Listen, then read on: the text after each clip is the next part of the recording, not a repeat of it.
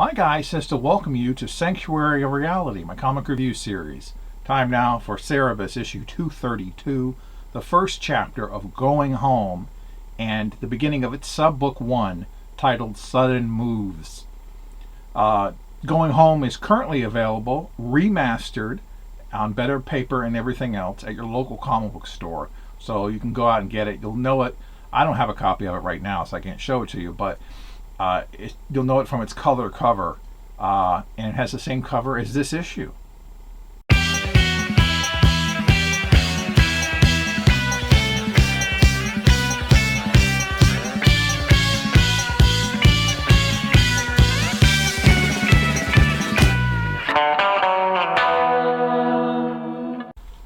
At the Action Figures pub, proprietor Greg Hyland has his patrons use dolls, action figures, as a psychological tool to better express themselves and communicate. He has trouble getting people to get on board with this, and when his Cyrenist overseer, Mrs. Reno, drops in, he fears that she's there to shut him down. She's merely there to demand that he give up his room for the Princess of Palnu, Jaka Tavers, and her companion, Cerebus, to stay in briefly. Reno gives him a long list of rules, which he meekly agrees to follow. Soon, Jaka and Cerebus arrive. They discuss how Jaka's story, the read written by Oscar, was all wrong in regards to Jaka's early life. Greg gives Cerebus his action figure, with which he uses to order a scotch. Greg is concerned about this choice until Jaka, wanting to join in, takes out Missy and requests a gin. A few hours later, Cerebus and his guy are drunk. Jaka points out how it means that Cerebus won't be getting any tonight, a comment which makes Greg nervous.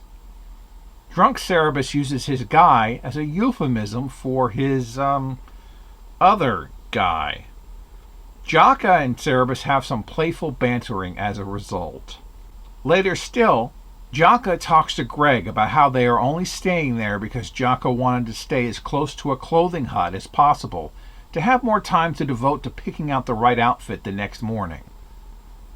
Greg's enamored with the charming princess. Cerebus is passed out, so Jaka is about to head to bed when Greg begs her to take a survey about his pub. She's tired, but asks how many questions are on this questionnaire. Greg Hyland, the proprietor of the Action Figures pub, is based on the real Greg Hyland, who was the comic creator of the independent series Lethargic Lad. Tushy, the guy we see at the bar briefly, is actually based on another comic creator, but I'll explain more about him when he reappears in a few issues. Mrs. Reno is based on former Attorney General of the United States, Janet Reno, and that one's kind of obvious for at least us in the U.S. Who were around in that period. She makes a perfect Cyrenist. I don't think this was the best way to start the new storyline. I mean, we just got Cerebus out of a bar he spent years in, the past 2 phone books worth, more than 30 issues, and what do? We immediately plop him down into another bar.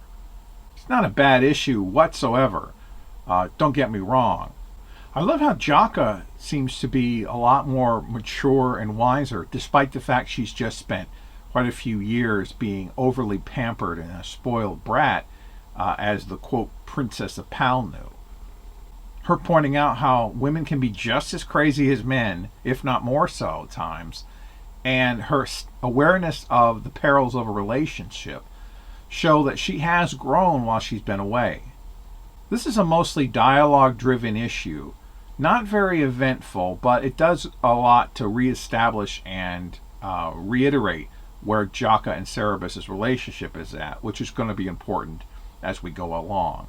It's more of a status quo tentpole than anything else. So it works in that regard.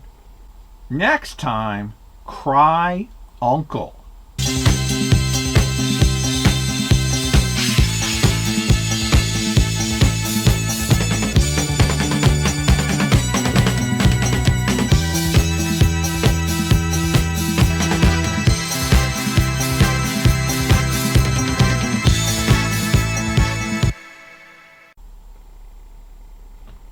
My guy says thrill me as well. I don't get it.